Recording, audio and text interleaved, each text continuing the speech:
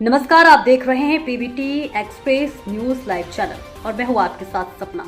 चलिए रुक कर लेते हैं आज की बड़ी खबरों की ओर। तारीख को रामपुर से निकली है और वोट बचाओ संविधान बचाओ का हमारा नारा है।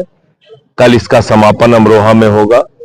पूरे यूपी में करीब 3.5-4 करोड़ वोट काटने की तैयारी में मोदी योगी की डबल इंजन की सरकार है और चुनाव आयोग के साथ मिलकर ये घोटाला हो रहा है।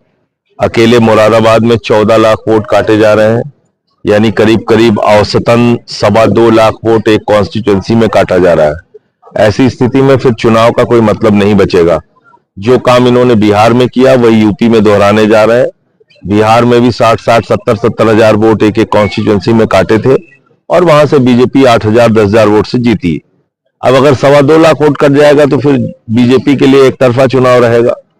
जो शर्तें हैं चुनाव आयोग की वोट बनवाने की, वो इतनी कठिन और मुश्किल है कि यूपी के लिए तो, लोगों के लिए तो बहुत ही मुश्किल है, बहुत ही असंभव है। कह रहे हैं आप जन्म प्रमाण पत्र लेके आइए, या अपने जमीन का कोई कागजात लाइए, या पासपोर्ट लाइए, या हाई स्कूल का सर्टिफिकेट लाइए। अब आप बताइए 50 साल का एक आदमी जो पढ़ा लिखा नहीं है, 50 साल का एक आदमी जिसके पास जन्म प्रमाण पत्र नहीं है, हाई स्कूल का सर्टिफिकेट नहीं है, पासपोर्ट होने का तो सवाल ही नहीं है, जमीन का एक टुकड़ा भी नहीं है उसके पास, तो उसका वोट कैसे बनेगा? और वोट तो संविधान में हमारे पास सबसे बड़ा अधिकार है जो बाबा साहब डॉक्टर भीमराव अंबेडकर जी ने दिया। और उन्होंने कहा राष्ट्रपति से लेकर चपरासी तक के वोट की गिनती एक होगी, वोट का किसी का ज्यादा और कम नहीं गिना जाएगा। और आप उसी वोट पे चोरी कर लेना चाहते हैं, वो भी 4 करोड़। पंजाब की आबादी है 3 करोड़। एक राज्य की आबादी से 1 करोड़ ज्यादा वोट, कई छोटे छोटे राज्यों का जितना, कई राज्यों को मिला लेंगे जितना उनका वोट होगा, उससे ज्यादा वोट काटा जा रहा है यूपी के अंदर। अब बाबा जी एक हाथ और आगे कह रहे हैं हम डिटेंशन सेंटर बनाएंगे सबके लिए। तो उत्तर प्रदेश में एक देश बनाना पड़ेगा बाबा जी ने सर ये भी 4 करोड़ लोगों के लिए। 4 करोड़ जो दलित, पिछड़े, मुसलमान जिनके वोट काटे जाएंगे वो सब डिटेंशन सेंटर में रहेंगे।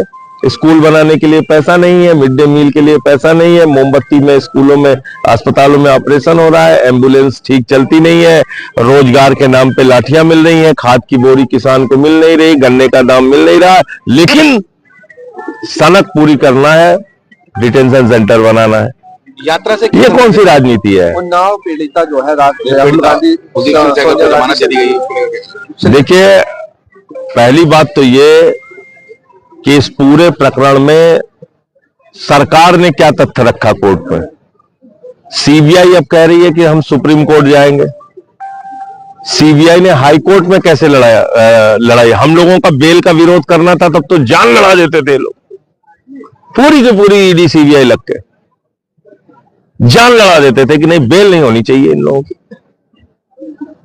और इतने बड़े मामले में जिसमें पीड़िता के परिवार की हत्या तक हो चुकी है, ऐसे मामले में जमानत मिल जा रही है।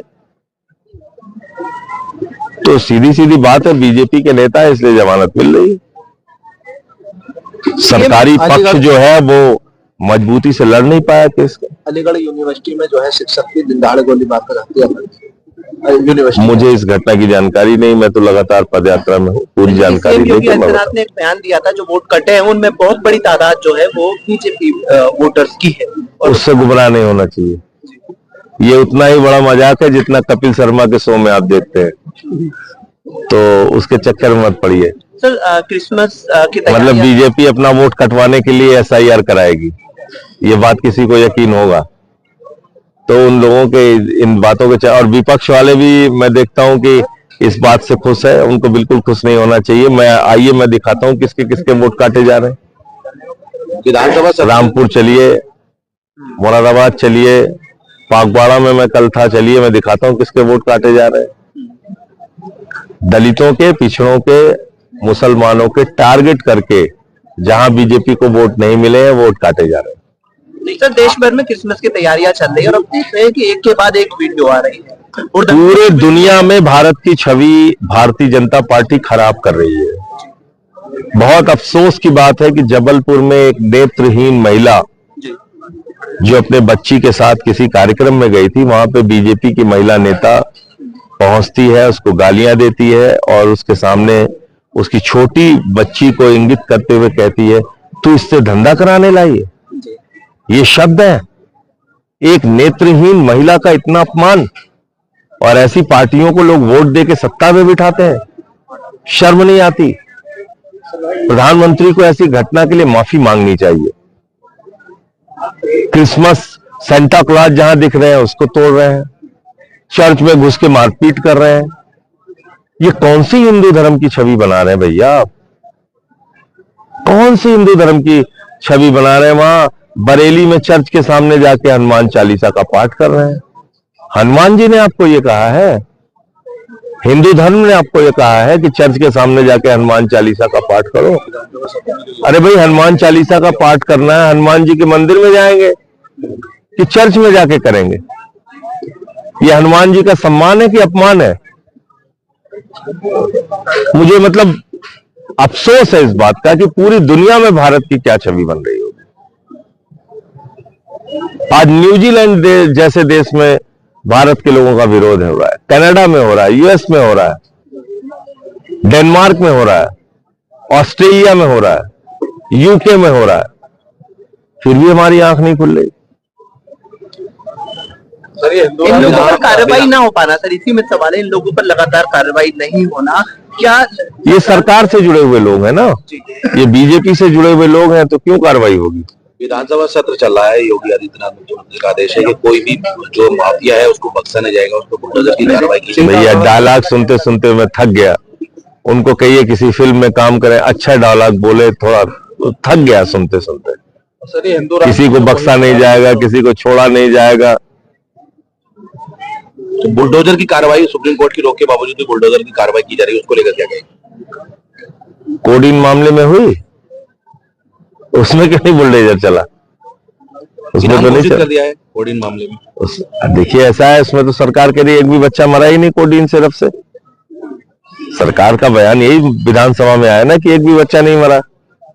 तो जब सरकार अपना गुनाह ही नहीं मान रही है, कोई गलती ही नहीं मान रही है, तो फिर वो जांच क्या कराएगी? और दोषी कौन है फिर? क्या देखते हैं? मुहिम चला रखी है इन लोगों ने। किस चीज की? हिंदू राष्ट्र बनाने वाली किसने चला रखी है? सरकार ने। बाबा ने चला रखी है, जो प्लाटिंग वगैरह करता है। अब ऐसे लोगों को गंभीरता से नहीं लेना चाहिए। हम संविधान से चलेंगे। संविधान क्या कहता है? भारत एक धर्मनिरपेक्ष राष्ट्र है। अगर ये बहस शुरू हो जाएगी, कल को कोई कहेगा हमें सिख राष्ट्र चाहिए, कोई कहेगा हमें तमिल राष्ट्र चाहिए, कोई कहेगा तेलंगाना को राष्ट्र बना लो, कोई कहेगा आजाद कश्मीर चाहिए, कोई कहेगा नागा राष्ट्र चाहिए। मैं कहूंगा सुल्तानपुर को एक राष्ट्र बना दो, मैं वहां का राष्ट्रपति बन जाता हूं। अरे देश संविधान से चलेगा कि ऐसे ड्रामेबाजी कोई भी खड़ा होके हिंदू राष्ट्र चाहिए, अमरोहा राष्ट्र चाहिए, ऐसे थोड़ी चलेगा। इस यात्रा से क्या संदेश देना चाहते हैं? वोट बचाने के लिए घर से निकलिए। अगर वोट नहीं बचा लोकतंत्र में, तो फिर आपको कोई पूछने वाला नहीं। आज वोट की ही ताकत है जिससे प्रधानमंत्री हो, मुख्यमंत्री हो, मंत्री हो, सांसद हो, विधायक हो, आपके सामने आके झुकते हैं। यूपी में सबसे ज्यादा मुरादाबाद मंडल में वोट चोरी हुआ है। नहीं, और भी जगहों पे हुआ है, लखनऊ में हुआ है, गाजियाबाद में हुआ है, बहुत जगहों पे हुआ है। बाकी जगह भी अभी लिस्ट ये करेंगे, यात्राएं अरावली की पहाड़ी करेंगे। लेकर मुद्दा चल रहा, क्या अरावली की पहाड़ी पे सरकार पीछे हो गई।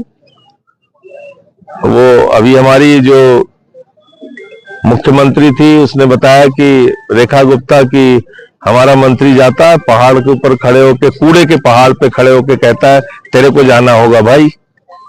तो मोदी जी भी चले गए एक दिन अरावली पर्वत पे, वहां जाके उन्होंने कहा तेरे को जाना होगा भाई। फिर जनता सड़कों पे आ गई, तो फिर उन्होंने कहा तेरे को रुकना होगा भाई। कभी तेरे को रुकना होगा में चल रहा है आगे। फिर मत देखिए क्या है, लोगों को गलतफहमी है मोदी इंडिया के लिए काम कर रहे हैं। मोदी इंडिया के प्रधानमंत्री नहीं है, वो अडानी के प्रधानमंत्री हैं। ये बात इस देश के लोगों को समझनी चाहिए। उन्नाव की पीड़िता इंसाफ के लिए दिल्ली पहुंची हुई है सर। उस पर बोल तो चुका मैं। फिलहाल इस खबर पे इतना ही। दीजिए इजाजत।